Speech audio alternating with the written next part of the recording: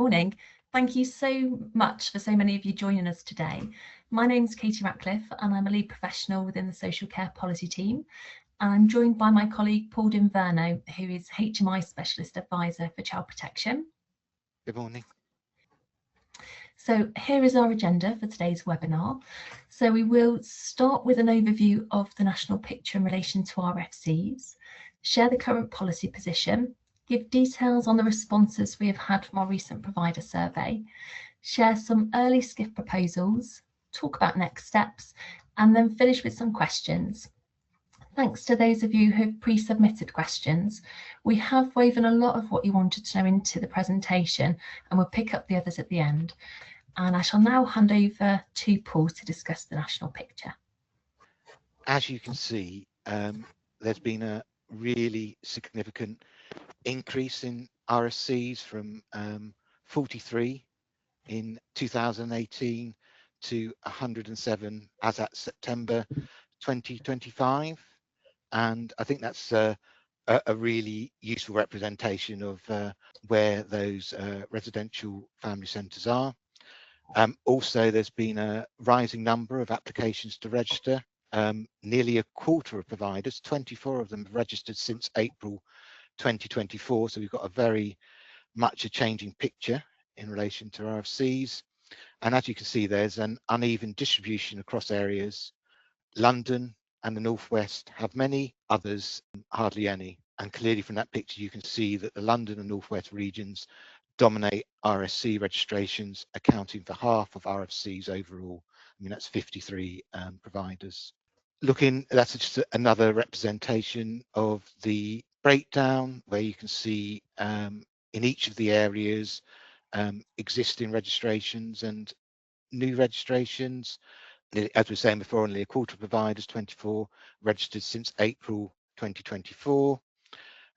And as you can see, the North East, Yorkshire and the Humber has the highest proportion of new registrations since April 2024, 45%, 5 out of 11, indicating, and across the different areas, indicating rapid recent growth. And the East of England has the fewest, 5 in total, including 2 registrations since April 2024.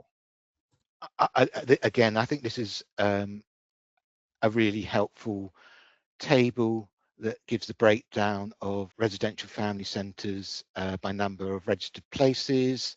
And so out of 107 residential family centres as at 30th of September 2025, the majority, 59, are registered for 4 to 6 places. So I think that's a really interesting how the size of RFCs. Nearly a quarter small providers register to accommodate up to 3 families. So we've got a lot of small providers, and only 5% of providers are registered for more than 10 places. Most providers are small, 79% offer 6 or fewer places, and about 23% have 3 or fewer places. Out of 24 providers who've registered since the 1st of April 2024, 9 had a full inspection by the 30th of September 2025, which was published by the 31st of October.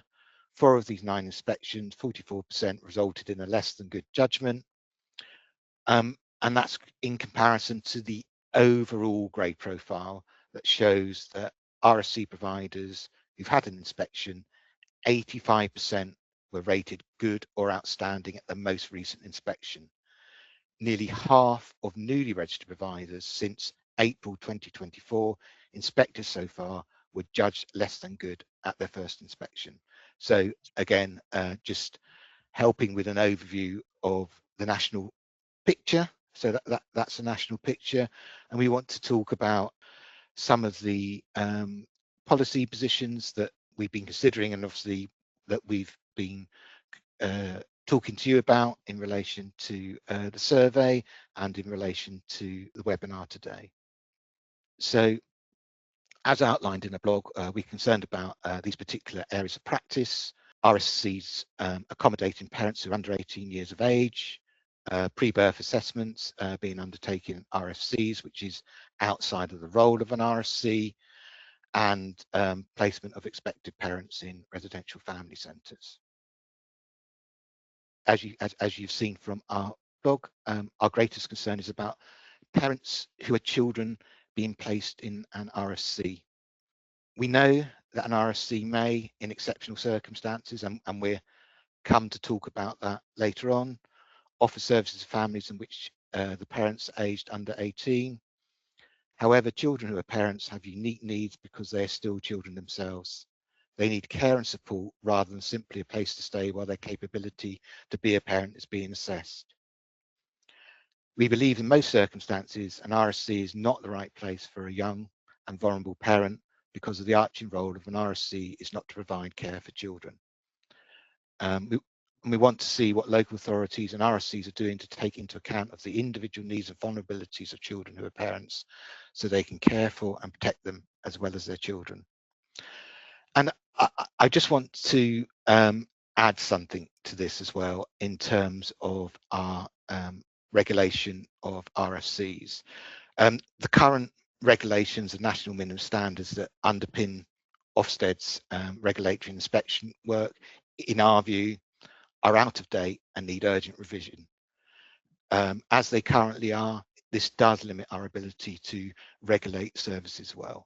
And now to talk about pre-birth assessments. Pre-birth assessments do not fall within the scope of regulated activity of an RSC. So we've not been registering any new RSCs in relation to undertaking pre-birth assessments. We therefore need to be clear about when pre-birth assessments end for all providers. So we're going to have a poll now. So following on from pre-birth assessments, we have a question to put to you today, and we'll soon launch a poll so you can share your view. We are considering introducing a transition period till April 26th, at which point providers would no longer be able to undertake pre-birth assessments. We want to know what you think about that. But we will have to end them at some stage. So it's about talking about when that transition period ends. So we'll launch the poll now if possible. And it's about, do you agree with the transition period to April 2026, after which pre-birth assessments must stop? Yes, no, or not sure. We'll just wait while you give answers to that. So from that poll, it's clear that 45% agree with the transition period, 25% don't agree, and others are not sure. So that's really useful. Thank you ever so much. And obviously all your comments and all the information we get today will be taken into our discussion about changes to the SCCIF. So moving on to our next slide. And this is the slide. I mean, we want to raise the profile of RFCs because we think they perform such an important role, but we need to know more about RFCs. There is very limited data about children's and families' experiences and outcomes when they are in an RFC, or whether the RFC has made the best and safest recommendation for child's future. We also do not know why local authorities and the judiciary are deciding that more families should have an assessment in an RFC, and it's not clear how decisions are made about which families would benefit from being assessed in an RFC rather than alternative options. And in our view, there's an urgency to better understand these vulnerable families' experiences. It is important that we know more about outcomes for these vulnerable children and families. The children and parents placed in RFCs are among the most vulnerable in our society, and we need to better understand their experience and outcomes and ensure effective assessment and decision making. So I will read through some of the questions. What happens to children and families after an assessment, and what is the impact on their housing return to their local community? So these are the questions that we're engaging with external stakeholders to try and get further evidence in these areas. How much delay do RFCs assessments create in decision making? Is delay purposeful? Are children more or less likely to live with their parents after an assessment in an RFC? What determines that a family is assessed in an RFC? Are some family characteristics more likely to lead to an RFC assessment? And is there any bias in those decisions? And are there regional differences informed by local authorities or by approaches by the courts? Because it would appear from that national picture that that is likely, but we don't understand that. We need to understand it more. So thank you very much. I'm going to pass to Katie to talk about the provider survey. Thanks, Paul. So as a lot of you will know, last month we sent all registered managers and responsible individuals of registered settings a link to complete a survey. So firstly, thanks to those of you who completed the survey. It's already provided us with some valuable insight. We asked providers to share anonymously their experiences of accommodating parents under 18 and expectant parents in their setting. And we also asked more broadly how Ofsted should inspect and judge this practice. So over the next couple of slides, I'm going to share with you some of the results from the survey.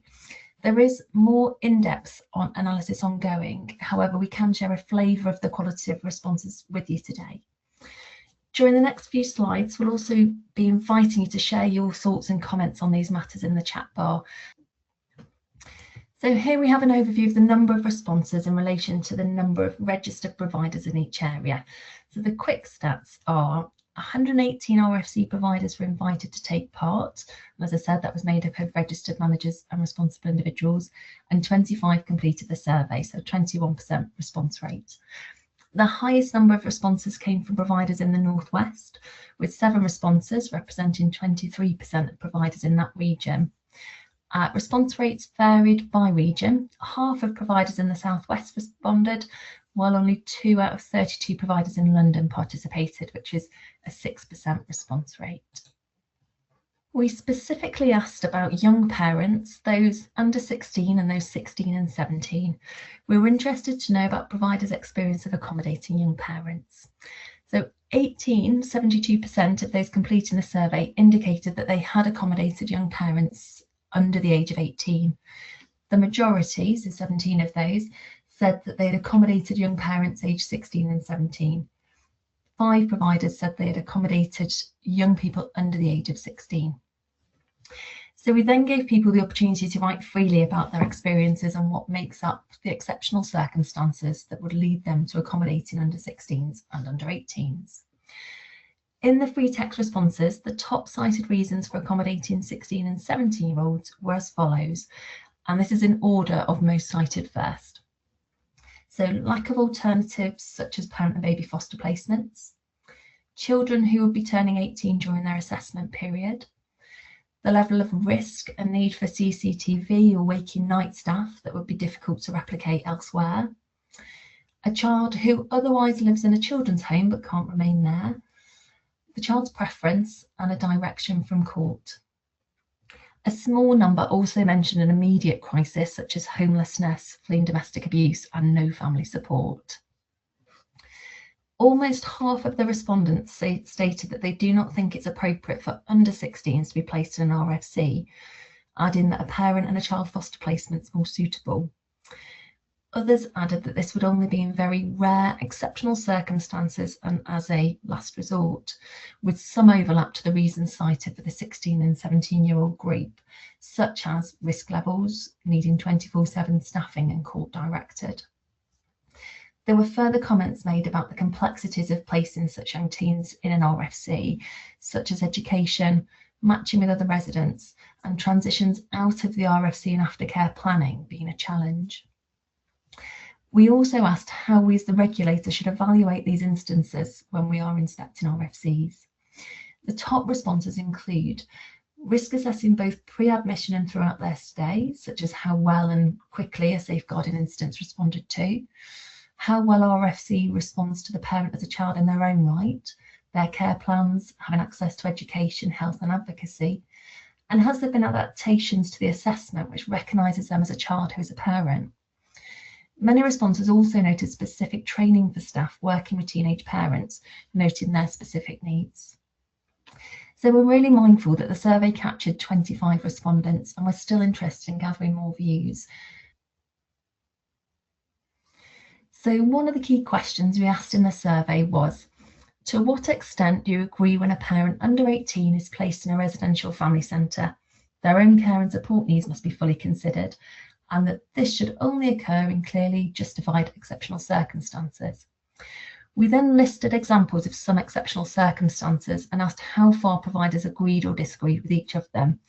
And I'm going to give you the circumstances and a brief explanation of those, which you can see down the left-hand side of the screen. So age considerations, the parent is closer to the age of 18. Exploration of alternatives, all other suitable options have been explored and exhausted. Meeting needs and mitigating risks, arrangements are in place to meet the young parents' care and welfare needs and to manage any associated risks.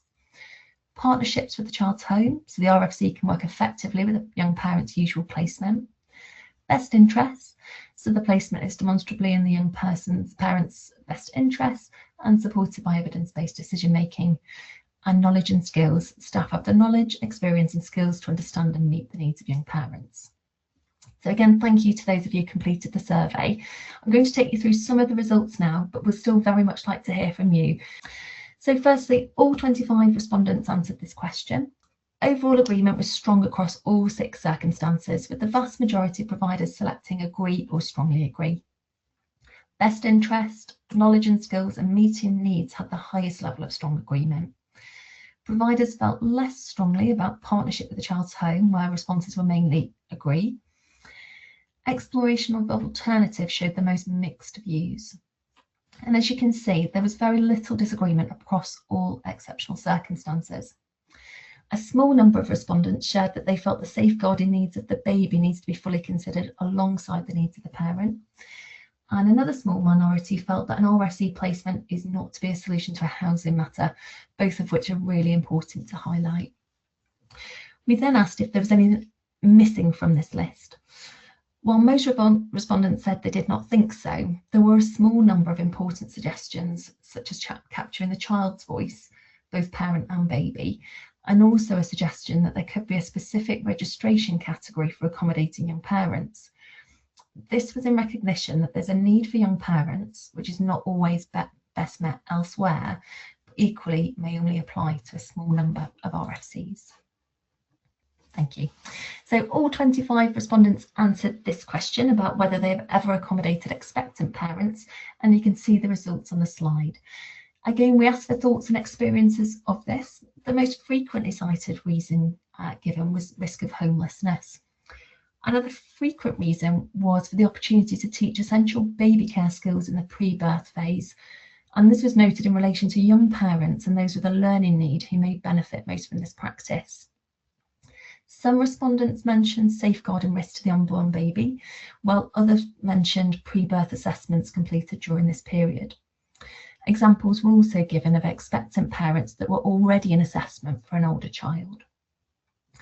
There were a small number of responses that did not agree that an expectant parent should be in an RFC at all, while a similar number cited a parent who was very close to their due date, having the opportunity to build relationships and settle in a placement before birth. And I'm now passing over back to Paul to talk about the SCCIF proposals.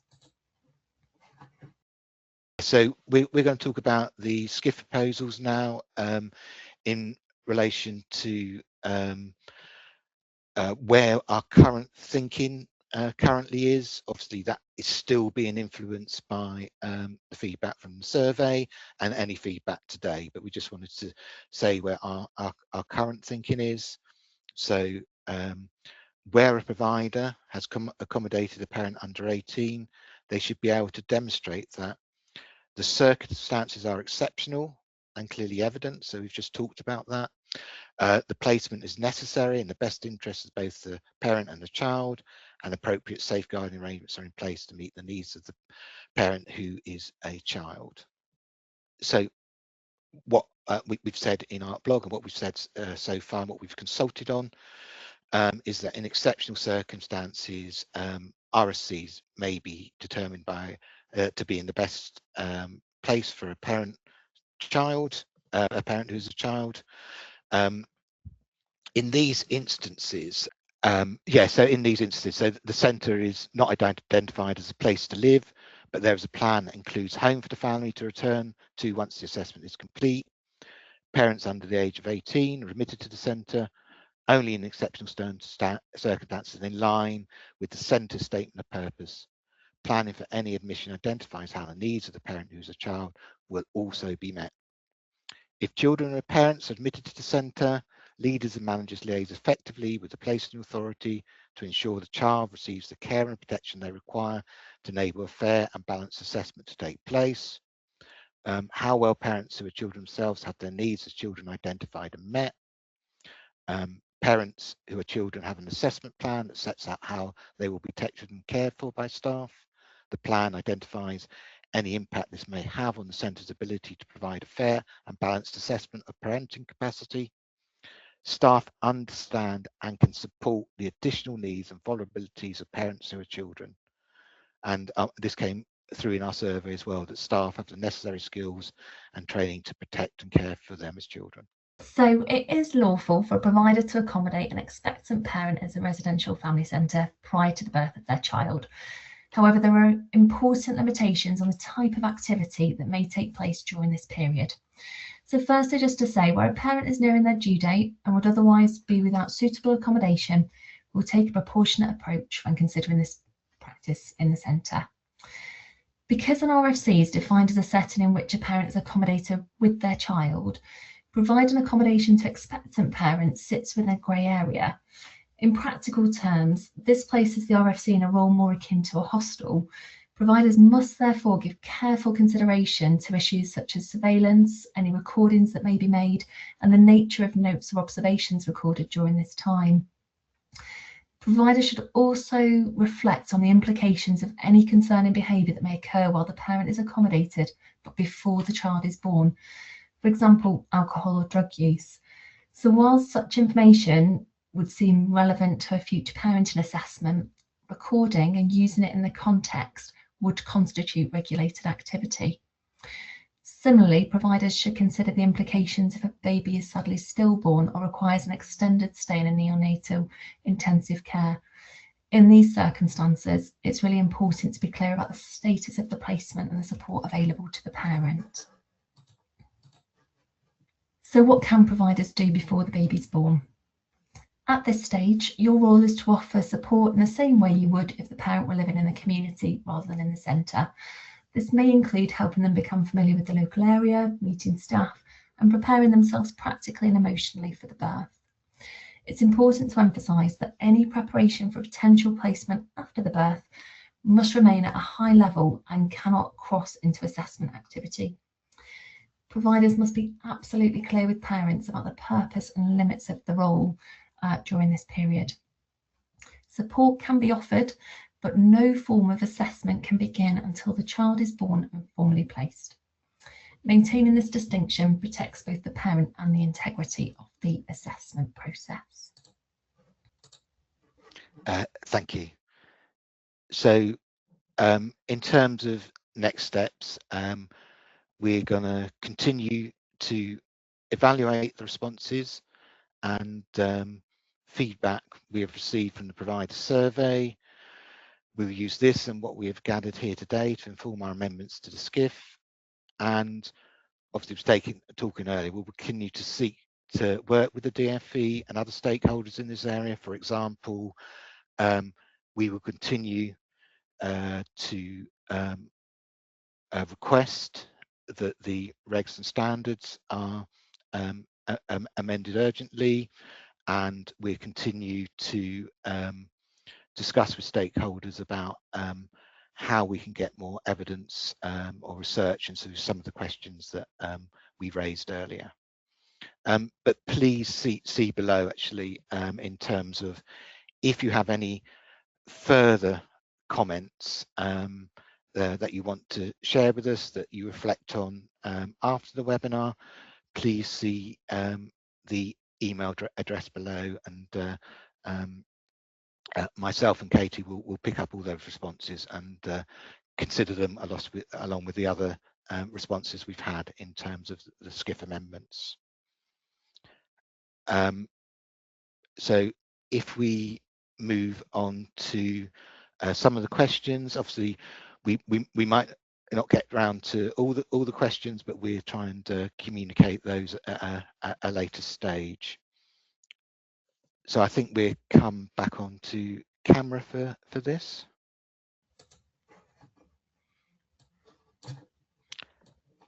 So I hope you found that session useful. Thanks for submitting some of these questions. We've got a number, so we'll go through some of those today. Katie, the first question we have is about timescales. What are the timescales for registering a new social care service? Okay, great. So started with the $1 million question. We are currently advising the children's home sector that registrations are taking between 6 to 18 months to complete. I'm going to assume that you're asking in relation to an RFC. I mentioned the timescales for children's homes because it's the same workforce who complete RFC registrations. However, there are fewer trained inspectors who are able to take that application because we see it as a specialism. I don't have the exact figures to hand, but I would suggest a similar time frame.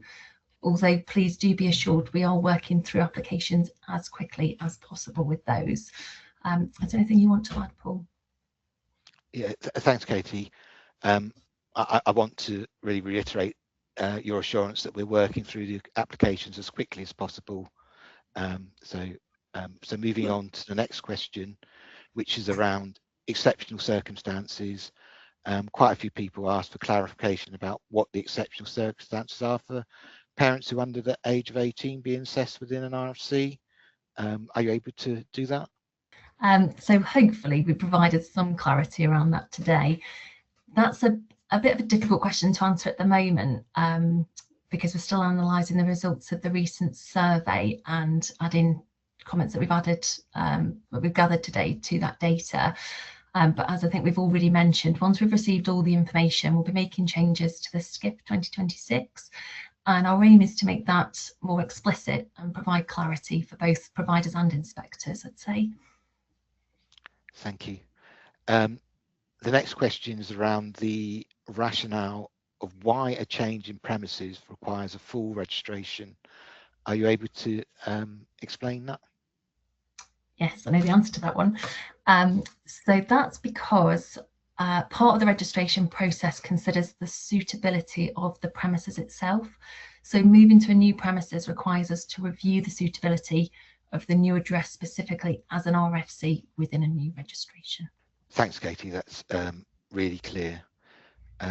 Moving on to another question, which I think is a really good question, is what types of evidence best demonstrate robust, fair and child-centred assessments?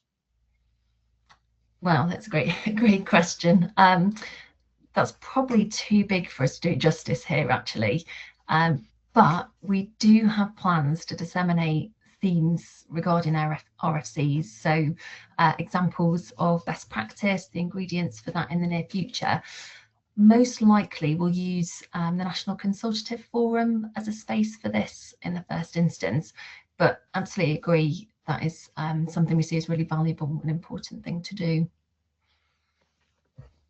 And moving on, why can't residential family centres be given notice for inspection?